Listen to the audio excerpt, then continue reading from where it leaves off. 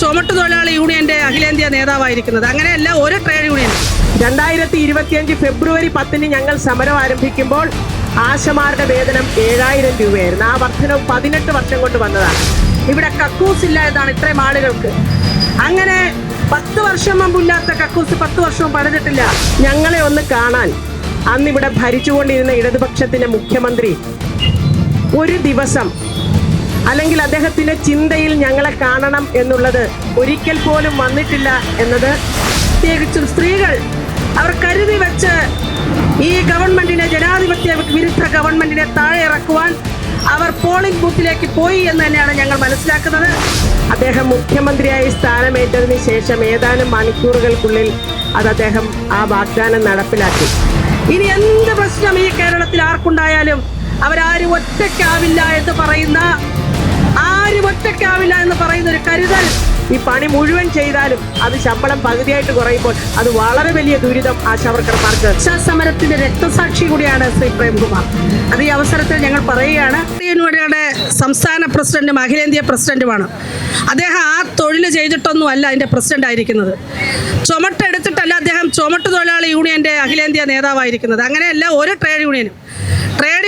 Indian trade union act അനുസരിച്ച്, നിയമം അനുസരിച്ച് ഏത് തൊഴിൽ മേഖലയിലും പണിയെടുക്കുന്ന ആളുകളോടൊപ്പം ഇത്ര ശതമാനം ആളുകൾ പുറത്തു നിന്ന് പ്രവർത്തിക്കാനുള്ള അനുമതി ഈ രാജ്യത്ത് നിയമം മൂലം ഉണ്ടാക്കിയിട്ടുണ്ട്. ആ ട്രേഡ് യൂണിയൻ നിയമം അനുസരിച്ചാണ് പ്രവർത്തിക്കുന്നത്. ആ ട്രേഡ് യൂണിയൻ്റെ ഭാരവാഹികളെന്ന നിലയ്ക്കാണ് ഞങ്ങളിപ്പോൾ ഈ ഇരിക്കുന്ന ആശമാർ. അവർ വെറും ആശയല്ല, സംസ്ഥാന ഭാരവാഹികളാണ് ഈ നിൽക്കുന്നത്.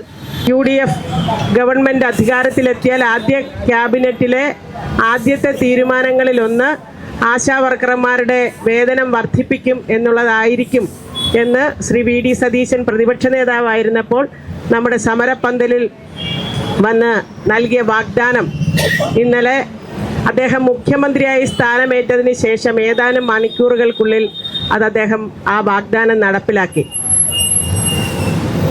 അതിൻ്റെ ഒരു സന്തോഷവും നന്ദിയും അറിയിക്കുന്നതിനാണ് ഞങ്ങൾ പ്രഥമമായി ഈ ഒരു വാർത്താ സമ്മേളനം ഇപ്പോൾ വിളിച്ചു ചേർത്തിരിക്കുന്നത്. അതേ ക്യാബിനറ്റിൽ തന്നെ അദ്ദേഹം പറഞ്ഞത് ഞങ്ങളുടെ മിനിമം വേതനം ഞങ്ങൾ ആവശ്യപ്പെട്ടത് 21,000 രൂപയാണ്. ആ വേതനം ഘട്ടം ഘട്ടമായി നടപ്പിലാക്കും. അതുപോലെ തന്നെ ഞങ്ങളുടെ സമരത്തിൻ്റെ സമയത്തെ ഏറ്റവും പ്രധാനപ്പെട്ട ഒരു ഡിമാൻഡ് വിരമിക്കൽ ആനുകൂല്യത്തെ സംബന്ധിച്ചാണ്. ആ ഡിമാൻഡ് ഒരു മാസത്തിനുള്ളിൽ ആ വിഷയത്തെക്കുറിച്ച് ചർച്ച നടത്തി തീരുമാനമെടുക്കും എന്നാണ് അദ്ദേഹം പറഞ്ഞത്. വേതനം സാമ്പത്തിക സ്ഥിതി മെച്ചപ്പെടുന്നതിനനുസരിച്ച് ഞങ്ങൾ ഉയർത്തിയ 21,000 രൂപ എന്നുള്ള ഡിമാൻഡിലേക്ക് എത്തിച്ചേരും എന്ന് അദ്ദേഹം ഉറപ്പ് നൽകിയിട്ടുണ്ട്. അപ്പോൾ തീർച്ചയായും ഇത് ഞങ്ങൾ 9 മാസം ഈ സെക്രട്ടേറിയറ്റ് നടയിൽ നിങ്ങളെയെല്ലാം സാക്ഷി നിർത്തിക്കൊണ്ട് നടത്തിയ ത്യാഗനിർഭരമായ ഒരു സമരത്തിൻ്റെ ഒരു വിജയമാണ് ഇന്നലെ പ്രഖ്യാപിച്ച ഈ വേതന വർധനവ്. ഒരു ജനപ്രതിനിധി തീർച്ചയായും, പ്രത്യേകിച്ചും ഉത്തരവാദിത്ത സ്ഥാനങ്ങളിലിരിക്കുന്ന ഒരാൾ, ആ നാട്ടിലെ ജനങ്ങൾ ഉയർത്തുന്ന അവരുടെ വിഷയങ്ങളോട് എങ്ങനെയാണ് ഇടപെടേണ്ടുന്നത്, പെരുമാറേണ്ടുന്നത് എന്നുള്ളത് ആ ഉത്തരവാദിത്ത ബോധം പ്രദർശിപ്പിച്ച നമ്മുടെ ബഹുമാനപ്പെട്ട മുഖ്യമന്ത്രിക്ക് കേരള ആശാ ഹെൽത്ത് വർക്കേഴ്സ് അസോസിയേഷൻ്റെ എല്ലാ നന്ദിയും അറിയിക്കുകയാണ്. നിങ്ങൾക്കറിയാം, 266 ദിവസം ഞങ്ങൾ ഈ തെരുവിലിരുന്നപ്പോൾ ഞങ്ങളെ ഒന്ന് കാണാൻ അന്നിവിടെ ഭരിച്ചുകൊണ്ടിരുന്ന ഇടതുപക്ഷത്തിൻ്റെ മുഖ്യമന്ത്രി ഒരു ദിവസം അല്ലെങ്കിൽ അദ്ദേഹത്തിൻ്റെ ചിന്തയിൽ ഞങ്ങളെ കാണണം എന്നുള്ളത് ഒരിക്കൽ പോലും വന്നിട്ടില്ല എന്നത് വളരെ ഞെട്ടലോടെയാണ് പ്രബുദ്ധ കേരളം മനസ്സിലാക്കിയത്. ലോകത്താകമാനമുള്ള മനുഷ്യർ അതിനെ കണ്ടത്. 31ാമത്തെ ദിവസമാണ് ബഹുമാനപ്പെട്ട മുഖ്യമന്ത്രി ഈ വിഷയത്തിൽ പ്രതികരിച്ചത്. അതൊരു സ്വമേധയാ പ്രതികരിച്ചതല്ല. ഒരു മാധ്യമ പ്രവർത്തകൻ അങ്ങോട്ട് നിർബന്ധപൂർവ്വം ചോദിച്ചപ്പോൾ സമരത്തിൻ്റെ വഴിക്ക് പോട്ടെ, അങ്ങനെ സമരം ചെയ്ത് എല്ലാം നേടാം എന്നൊരു മനോഭാവം ഉണ്ടാകുന്നത് ശരിയല്ല എന്നാണ് ഇടതുപക്ഷത്തിൻ്റെ മുഖ്യമന്ത്രി എന്ന് പറഞ്ഞത്. പക്ഷെ ഞങ്ങളുടെ സമരപ്പന്തലിൽ വന്ന് ഈ സമരത്തിൻ്റെ ന്യായയുക്തത ബോധ്യപ്പെട്ടുകൊണ്ട് ആ സമരത്തിൻ്റെ ആ വികാരവും എല്ലാം മനസ്സിലാക്കിക്കൊണ്ട് ആ സമരവേദിയിൽ വന്നുകൊണ്ട് ഞങ്ങൾക്ക് നൽകിയ ഉറപ്പ് അത് നടപ്പാക്കാൻ ഒരു മുഖ്യമന്ത്രി അദ്ദേഹം ആ സ്ഥാനം ഏറ്റെടുത്ത് ഏതാനും മണിക്കൂറുകൾക്കുള്ളിൽ തയ്യാറായി എന്നുള്ളത് കേരളത്തിനാകെ പ്രതീക്ഷ നൽകുന്നതാണ്. കേരളത്തിലെ പണിയെടുത്ത് ജീവിക്കുന്ന മുഴുവൻ ആളുകൾക്കും പ്രതീക്ഷ നൽകുന്നതാണ്. ഇവിടെ 21,000 രൂപ എന്നുള്ളതാണ് ഞങ്ങളുടെ ഡിമാൻഡ്. ആ ഡിമാൻഡ് നേടിയെടുക്കുന്നത് വരെ ഞങ്ങൾ പരിശ്രമിക്കും. അത് ഏത് മാർഗങ്ങളിലൂടെ വേണമെന്നുള്ളത് ഞങ്ങൾ സമയാസമയം ആലോചിച്ച് തീരുമാനമെടുക്കും സംഘടന. ഈ സമരം ഇപ്പോൾ ഞങ്ങൾക്കുണ്ടായിരിക്കുന്ന താൽക്കാലികമായെങ്കിലും ഉണ്ടായിരിക്കുന്ന ഈ വിജയം എന്ന് പറയുന്നത് കേരളത്തിൻ്റെ പൊതുസമൂഹം വളരെ ജാഗ്രതയോടെ ഈ സമരത്തെ കാത്തുപുലർത്തിയ പൊതുസമൂഹത്തിൻ്റെ ഉയർന്ന രാഷ്ട്രീയ ബോധവും ജനാധിപത്യ ബോധവും പ്രദർശിപ്പിച്ച കേരള സമൂഹത്തിൻ്റെ ഒന്നാകെയുള്ള വിജയമാണ്.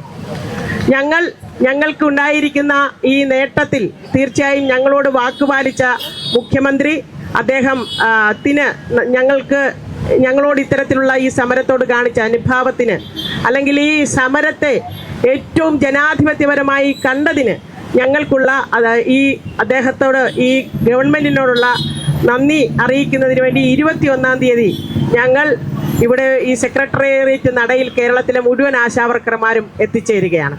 നിങ്ങൾക്കറിയാം, കഴിഞ്ഞ 18 വർഷമായി ആശാവർക്കർമാരുടെ വേതനം 18 വർഷമായി വന്ന വർധന എന്ന് പറയുന്നത് 7,000 രൂപയാണ്. 2025 ഫെബ്രുവരി 10 ഞങ്ങൾ സമരം ആരംഭിക്കുമ്പോൾ ആശമാരുടെ വേതനം 7,000 രൂപയായിരുന്നു. ആ വർധനവ് 18 വർഷം കൊണ്ട് വന്നതാണ്. ഞങ്ങളുടെ സമരത്തിലൂടെ കഴിഞ്ഞ 6 മാസം കൊണ്ട് അതിൽ 5,000 രൂപയുടെ കൂടെ വർധനവ് വന്നിരിക്കുന്നു എന്ന വ്യക്തമായ ഒരു ഡിമാൻഡ് നേടിയെടുത്തുകൊണ്ട്, ഒരു വിജയം നേടിയെടുത്തുകൊണ്ടാണ് ഞങ്ങൾ 21-ാം തീയതി ഇവിടെ ഈ വിക്ടറി മാർച്ചിനായിട്ട് എത്തിച്ചേരുന്നത്. അപ്പോൾ ഇത് കേരളത്തിൽ നിന്നല്ല, പണിയെടുത്ത് ജീവിക്കുന്ന മുഴുവൻ ആളുകൾക്കും പ്രതീക്ഷയും പ്രത്യാശയും. കാരണം സമരങ്ങളിലൂടെ, അത് മനുഷ്യൻ ജാതിയും മതവും ഒക്കെ മറന്നുകൊണ്ട് നടത്തുന്ന കൂട്ടായ ഒരു യജ്ഞത്തിലൂടെ, ഒരു പ്രവർത്തനത്തിലൂടെ, പ്രക്ഷോഭത്തിലൂടെ മാത്രമേ ഏതൊരാൾക്കും അവൻ്റെ ഡിമാൻഡുകൾ നേടിയെടുക്കുവാൻ കഴിയൂ എന്ന് ആശാസമരം ബോധ്യപ്പെടുത്തി കൊടുത്തിരിക്കുകയാണ്. അപ്പോൾ ഈ സമരം തീർച്ചയായും തൊഴിലാളികളുടെ ഏതെങ്കിലും സാമ്പത്തിക നേട്ടങ്ങൾക്ക് വേണ്ടിയിട്ട് നടന്ന ഒരു സമരം എന്നുള്ള നിലയിലല്ല, മറിച്ച് കേരളത്തിന് മുഴുവൻ പ്രതീക്ഷ നൽകുന്ന ഒരു സമരമായിട്ടാണ് ഇത് നടന്നത്. അത്തരത്തിൽ തന്നെയാണ് ഇത് വിജയം വരിച്ചിരിക്കുന്നത്. ഇന്ന് നമുക്കുണ്ടായിരിക്കുന്ന വിജയം, ഞാൻ നേരത്തെ പറഞ്ഞു 21,000 രൂപയാണ് നമ്മുടെ ഡിമാൻഡ്. അത് നേടിയെടുക്കുന്നത് വരെ ഞങ്ങൾ പരിശ്രമിക്കും. മറ്റ് നിരവധിയായ ഈ സമരത്തിനിടയിൽ ഓണറേറിയത്തിനുണ്ടായിരുന്ന മാനദണ്ഡം നമ്മളുടെ ഡിമാൻഡിനെ തുടർന്ന് മാറ്റിയെങ്കിലും അത് ചട്ടവിരുദ്ധമായി ഇൻസെൻറ്റീവിൽ ഉൾപ്പെടുത്തി ഇന്ന് ആശമാർക്ക് പലർക്കും, നല്ലൊരു ശതമാനം ആശമാർക്ക് പകുതി ശമ്പളമാണ് കിട്ടിക്കൊണ്ടിരിക്കുന്നത്. അപ്പോൾ അതിനെ സംബന്ധിച്ച് മാർച്ച് 31-നാണ് ആ തീരുമാനം വന്നത്. ഞങ്ങൾ മാർച്ചിൽ വന്ന ആ തീരുമാനം പിൻവലിക്കുമെന്ന് 31-ാം തീയതി അവിടെ ഏപ്രിൽ 3-ന് നടന്ന ചർച്ചയിൽ ശ്രീമതി വീണ ജോർജ് നമ്മൾക്ക് വാക്ക് തന്നതാണ്. അന്നു മുതൽ ഞങ്ങൾ NHM ഡയറക്ടറേറ്റിൽ കയറിയിറങ്ങുകയാണ്. അവിടെ നിന്നുള്ള എല്ലാ പേപ്പർ വർക്കുകളും ഞങ്ങൾക്ക് അനുകൂലമായി, ആശമാർക്ക് അനുകൂലമായി എഴുതി തയ്യാറാക്കി ഈ ആരോഗ്യമന്ത്രിയുടെ ഓഫീസിൽ വിട്ടിട്ട് അതിനകത്തൊരു ഒപ്പിട്ടാൽ ഈ 8,000 രൂപ എന്നുള്ളത് 4,000 രൂപയായിട്ട് കുറഞ്ഞു കിട്ടുന്ന ആശമാർക്ക് വളരെ വലിയൊരു ആശ്വാസമായിരുന്നു. പ്രത്യേകിച്ച് മലയോര മേഖലകളിൽ വീടുകളൊക്കെ കുറവുള്ള സ്ഥലങ്ങളിൽ ഈ പണി മുഴുവൻ ചെയ്താലും അത് ശമ്പളം പകുതിയായിട്ട് കുറയുമ്പോൾ അത് വളരെ വലിയ ദുരിതം ആശാവർക്കർമാർക്ക് ഉണ്ടാക്കുന്നുണ്ട്. അപ്പോൾ ആ ഉപാധി പിൻവലിക്കുക എന്നുള്ളത് ഏറ്റവും പ്രധാനപ്പെട്ട ഒരു സംഗതിയാണ്. അപ്പോൾ ഞങ്ങൾക്ക് ഇതെല്ലാം നേടിയെടുക്കുന്നതിന് വേണ്ടിയിട്ടുള്ള ഒരു പരിശ്രമം തീർച്ചയായിട്ടും ഈ സർക്കാർ വളരെ പ്രതീക്ഷ നൽകിക്കൊണ്ടാണ് ഇന്നലെ ക്യാബിനറ്റ് ബ്രീഫിംഗ് നടത്തിയിരിക്കുന്നത്. ഈ സമരത്തെ പിന്തുണച്ചത് വഴി നിരവധി ആളുകൾക്ക് വലിയ വലിയ നഷ്ടങ്ങൾ ഉണ്ടായിട്ടുണ്ടെന്നറിയാം. അതിനകത്ത് ഏറ്റവും പ്രധാനപ്പെട്ട വ്യക്തിയാണ് ശ്രീ പ്രേംകുമാർ. അദ്ദേഹം ചലച്ചിത്ര അക്കാദമിയുടെ ചെയർമാനായിരുന്നു. ഒരു പൊതുവേദിയിൽ വെച്ച് ആശാ സഹോദരിമാർ ഇങ്ങനെ തെരുവിൽ കഴിയുമ്പോൾ അവരെ ഈ ഗവൺമെൻറ് സംരക്ഷിക്കേണ്ടതല്ലേ എന്നൊരു ചോദ്യം, ഒരാശങ്ക ഉന്നയിച്ചതിന് അദ്ദേഹത്തെ ഒന്നും പറയാതെ ഒരു രാത്രി കൊണ്ട് അദ്ദേഹത്തെ ആ സ്ഥാനത്തുനിന്ന് മാറ്റുകയുണ്ടായി. യഥാർത്ഥത്തിൽ ആശാസമരത്തിൻ്റെ രക്തസാക്ഷി കൂടിയാണ് ശ്രീ പ്രേംകുമാർ. അത് ഈ അവസരത്തിൽ ഞങ്ങൾ പറയുകയാണ്. കാരണം നമുക്കും വളരെ വിഷമമുണ്ടായിരുന്നു അങ്ങനെ ഒരു സംഭവം നടന്നത്. എന്തായാലും ഈ വിജയം ഞങ്ങൾ കേരളത്തിൻ്റെ പൊതുസമൂഹത്തിന് സമർപ്പിക്കുകയാണ്. കാരണം പൊതുസമൂഹം കണ്ണിലെ കൃഷ്ണമണി പോലെ കാത്തുപുലർത്തിയിട്ടാണ് ഈ സമരത്തെ ഇവിടെ കൊണ്ടെത്തിച്ചത്. ശരിയാണ്, ആശാപ്രവർത്തകർ ഈ തെരുവിലേക്ക് വരികയും തെരുവിൽ കിടന്നുറങ്ങുകയും മുടിമുറയ്ക്കുകയും നിരാഹാരം അനുഷ്ഠിക്കുകയും കാസർഗോഡ് നിന്ന് തിരുവനന്തപുരം വരെ തെരുവിലുറങ്ങിക്കൊണ്ടുള്ള സമരയാത്രകളൊക്കെ നടത്തി. പക്ഷേ ഇതിൻ്റെയൊക്കെ പിന്നിൽ പ്രവർത്തിച്ചത് ഈ കേരളത്തിൻ്റെ പൊതുസമൂഹമാണ്. നമ്മൾ ഈ നഗരത്തിൽ ഒരു പൊതു ശൗചാലയമില്ല. ഈ സെക്രട്ടേറിയറ്റിൻ്റെ പരിസരത്ത് ശ്രീമാൻ ഉമ്മൻചാണ്ടി മുഖ്യമന്ത്രി ആയിരിക്കുന്ന സമയത്ത് അന്നിവിടെ നടത്തിയ സോളാർ സമരത്തിൽ 4 ദിവസത്തെ സമരം കഴിഞ്ഞ് ലക്ഷക്കണക്കിന് പ്രവർത്തകർ തിരിച്ചു പോകാൻ നിർബന്ധിതമായി എന്ന് അവർ അന്ന് പറഞ്ഞ കാരണം, അവർ മാധ്യമങ്ങളെ വിളിച്ചു പറഞ്ഞത് ഇവിടെ കക്കൂസില്ല എന്നാണ് ഇത്രയും ആളുകൾക്ക്. അങ്ങനെ 10 വർഷം മുമ്പില്ലാത്ത കക്കൂസ് 10 വർഷവും പണിതിട്ടില്ല. ഞങ്ങൾ ഈ മുന്നിൽ കാണുന്ന ഈ കടകളിലാണ് ഞങ്ങളുടെ പ്രാഥമിക ആവശ്യങ്ങൾ നിർവഹിച്ചത്. ഞങ്ങൾ ഈ വേദിയിൽ ഇവിടുത്തെ ഈ കച്ചവടക്കാർക്ക് ഞങ്ങൾ നന്ദി പറയുകയാണ്. ഞങ്ങൾ ഈ തെരുവിൽ ഉറങ്ങുമ്പോൾ രാത്രി ഞങ്ങൾക്ക് കാവലിരുന്ന ആളുകളുണ്ട്, ഞങ്ങൾക്കറിയില്ലാത്ത ആളുകൾ, അവരോട് നന്ദി പറയുകയാണ്. ഈ തിരുവനന്തപുരം നഗരത്തിലേക്ക് ഒരിക്കൽ പോലും വന്നിട്ടില്ലാത്ത സ്ത്രീകൾ ട്രെയിനിൽ ആദ്യമായി കയറിക്കൊണ്ട് അവർ കാസർഗോഡ് നിന്നും പാലക്കാട് നിന്നും ഒക്കെ ട്രെയിനിൽ കയറി അവർ തമ്പാനൂർ റെയിൽവേ സ്റ്റേഷനിൽ നിന്ന് ഇറങ്ങിയിട്ട് ഞങ്ങൾക്ക് സമരപ്പന്തലിൽ പോകണമെന്ന് ഓട്ടോക്കാരോട് പറയുമ്പോൾ ഇവിടെ കൊണ്ടുവന്നാക്കിയിട്ട് പൈസ വാങ്ങാതെ പോയ ഓട്ടോറിക്ഷ ഡ്രൈവർമാർ, അങ്ങനെ ഹൃദയം നുറുങ്ങുന്ന വേദനയുള്ള നിരവധി സന്ദർഭങ്ങളിലൂടെയാണ് കടന്നു പോയിട്ടുള്ളത്.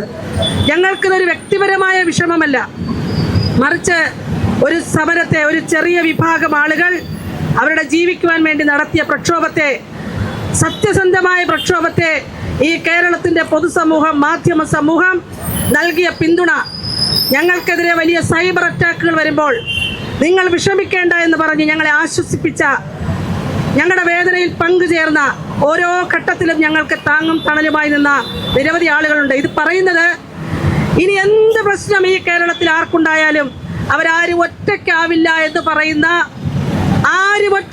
എന്ന് പറയുന്ന ഒരു കരുതൽ നമ്മുടെ നാടിനുണ്ട് എന്ന് തെളിയിച്ചൊരു സമരം കൂടിയാണ്.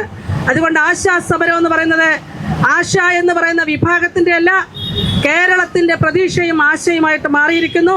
അതുകൊണ്ടാണ് ഞങ്ങൾ മറ്റന്നാൾ ഇവിടെ നടക്കുന്ന ഒത്തുചേരലിന് ആശാ കേരളം വിജയം വരിച്ച് മുന്നോട്ട് പോകുന്നു എന്നൊരു ക്യാപ്ഷനോട് കൂടി ഒരു ഒത്തുചേരൽ നടത്താൻ ആഗ്രഹിക്കുന്നത്.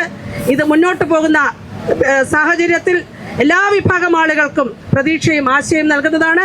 തീർച്ചയായിട്ടും അംഗൻവാടി തൊഴിലാളികൾക്കും പാചക തൊഴിലാളികൾക്കും അതുപോലെ പ്രീ പ്രൈമറി അധ്യാപകർക്കും ആയമാർക്കും അങ്ങനെ വളരെ ദരിദ്രരായിരിക്കുന്ന ആളുകൾക്ക്, ഒട്ടേറെ സ്ത്രീകൾക്ക് പ്രതീക്ഷ നൽകുന്ന ഒന്നാണ്. ഇന്ത്യയിൽ ഒരുപക്ഷെ ഇപ്പോൾ വേണമെങ്കിൽ ഗവൺമെൻറ്റിന് ആശ്വസിക്കാം, ഇന്ത്യയിലെ നമ്പർ 1 ആയി കേരളം മാറുകയാണെന്ന്. ഏറ്റവും കൂടുതൽ ഓണറേറിയം അത് 12,000 രൂപയാണ്. ജീവിക്കാൻ ആവശ്യമാണെന്ന് വെച്ചാൽ അല്ല, പക്ഷേ ആ 12,000 രൂപ നൽകുന്നൊരു സംസ്ഥാനം ഇപ്പോൾ അത് കേരളമായി മാറിയിരിക്കുന്നു. നേരത്തെ മഹാരാഷ്ട്രയും സിക്കിമും 10,000 രൂപ വെച്ചാണ് നൽകുന്നത്. പക്ഷേ നമ്മൾ ഓരോ ദിവസവും ചർച്ച നടത്തുമ്പോൾ പറയുന്നത് കേരളമാണ് നമ്പർ 1. ആ എല്ലാ കള്ളവും പൊളിഞ്ഞിരിക്കുകയാണ്. അപ്പോൾ ഈ സമരം നടന്ന വേളയിൽ നടന്ന തദ്ദേശ സ്വയംഭരണ തെരഞ്ഞെടുപ്പ്, നിലമ്പൂർ ഉപതെരഞ്ഞെടുപ്പ്, ഇപ്പോൾ നടന്ന നിയമസഭാ തെരഞ്ഞെടുപ്പിലെല്ലാം ഈ സമൂഹം, മനുഷ്യർ, പ്രത്യേകിച്ചും സ്ത്രീകൾ, അവർ കരുതി വെച്ച് ഈ ഗവൺമെൻറ്റിനെ, ജനാധിപത്യ വിരുദ്ധ ഗവൺമെൻറ്റിനെ താഴെ ഇറക്കുവാൻ അവർ പോളിംഗ് ബൂത്തിലേക്ക് പോയി എന്ന് തന്നെയാണ് ഞങ്ങൾ മനസ്സിലാക്കുന്നത്. അതുകൊണ്ട് മുഴുവൻ മനുഷ്യരോടും മുഴുവൻ ജനങ്ങളോടും ഞങ്ങൾ നന്ദി പറയാണ്. ഞങ്ങൾക്ക് വളരെ അഭിമാനമുണ്ട്. കാരണം 7,000 രൂപ 12,000 രൂപയാക്കി എന്ന സാമ്പത്തികമായ നേട്ടത്തിനും അപ്പുറത്തേക്ക് സ്ത്രീകൾക്ക് കൂടുതൽ കരുത്തും ആത്മവിശ്വാസവും അന്തസ്സും കൊടുക്കുവാൻ ഈ പ്രക്ഷോഭത്തിന് കഴിഞ്ഞുണ്ട്. അത് ഈ ഗവൺമെൻറ് ഞങ്ങളോട് കാണിച്ച അനീതിക്കെതിരെ നടത്തിയ പോരാട്ടം, തെരുവിൽ വന്ന് പരസ്പരം ഒന്ന് സംസാരിക്കാൻ പോലും മടി കാണിക്കുന്ന സ്ത്രീകൾ വന്ന് ഈ തെരുവിൽ വന്ന് ഏത് ത്യാഗവും സഹിക്കുവാൻ, എത്ര ബുദ്ധിമുട്ടും സഹിക്കുവാൻ ഈ കഴിഞ്ഞ ഗവൺമെൻറ് ഞങ്ങളെ പ്രാപ്തരാക്കി എന്ന് പറയുന്നൊരു നന്ദിയും ഞങ്ങൾക്കുണ്ട്. ഇന്നിപ്പോൾ ധാരാളം സൈബർ രീതിയിൽ ഈ 3,000 രൂപ വർദ്ധിപ്പിച്ചത് നമ്മുടെ ബഹുമാന്യനായിരുന്ന ശ്രീ അദ്ദേഹം ബാലഗോപാലൻ, കഴിഞ്ഞ ധനകാര്യ വകുപ്പ് മന്ത്രി, മല എലിയെ പ്രസവിച്ച പോലെയാണെന്ന് പറയുന്നു. അദ്ദേഹത്തിനുള്ള മറുപടി പറഞ്ഞ നിമിഷം മുതൽ ആളുകൾ കൊടുക്കുന്നുണ്ട്. പറയുന്നില്ല, ഇവിടെ പ്രസവിക്കാൻ ഒരുപാട് സമയമുണ്ടായിരുന്നു. ഞങ്ങൾ പ്രതീക്ഷിച്ചത് സമരത്തിൻ്റെ 2ാം ദിവസം ഞങ്ങളെ വിളിച്ചു ചേർത്തുകൊണ്ട് നിങ്ങൾക്ക് അടിയന്തിരമായ ഒരു ചെറിയ തുക അനുവദിച്ചുകൊണ്ട് പരിഗണിക്കാമെന്ന് പറയുമെന്നായിരുന്നു. അങ്ങനെ പരിഗണിക്കാതെ വന്ന ആ 2ാമത്തെ ദിവസം ഞങ്ങൾ പ്രഖ്യാപിച്ചതാണ് വിജയം കണ്ടു മാത്രമേ അനന്തപുരിയുടെ മണ്ണിൽ നിന്ന് മടങ്ങൂ എന്നുള്ളത്. കൃത്യമായി 1,000 രൂപയുടെ വർധനവ് വരുത്തിക്കൊണ്ട് തന്നെയാണ് ഞങ്ങൾ മടങ്ങിയത്. പിന്നീട് അതുകൊണ്ടും തെരഞ്ഞെടുപ്പിൽ പിടിച്ചു നിൽക്കാൻ പറ്റില്ല എന്ന് മനസ്സിലായിട്ടാണ് ബജറ്റിൽ വീണ്ടും 1,000 രൂപ കൂട്ടിയത്.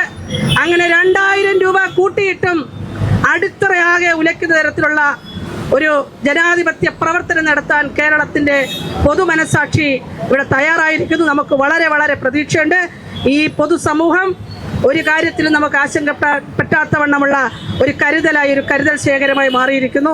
അതുകൊണ്ട് നിങ്ങൾ മാധ്യമപ്രവർത്തകർ വഹിച്ച പങ്ക് ഞങ്ങൾക്കറിയാം. ഞങ്ങൾ മഴ നനഞ്ഞപ്പോൾ നിങ്ങളും നനഞ്ഞു, ഞങ്ങൾ വെയിൽ കൊണ്ടപ്പോൾ നിങ്ങളും നനഞ്ഞു, നിങ്ങളും വെയിൽ കൊണ്ടു, ഞങ്ങൾ പട്ടിണി കിടന്നപ്പോൾ നിങ്ങളും പട്ടിണി കിടന്നു, ഞങ്ങൾക്കറിയാം. അങ്ങനെ കേവലം ഒരു മാധ്യമ പ്രവർത്തനം എന്നതിനപ്പുറത്തേക്ക് മനസാക്ഷിയുള്ള മനുഷ്യരായി നിങ്ങൾ ഞങ്ങളോടൊപ്പം ചേർന്ന് നിന്നിട്ടുണ്ട്. അതുകൊണ്ട് ഈ മാധ്യമ ലോകം അത് എല്ലാ കാലത്തും ഞങ്ങൾ നിങ്ങളോട് കടപ്പെട്ടിരിക്കും, കേരളത്തിൻ്റെ പൊതുസമൂഹം കടപ്പെട്ടിരിക്കും.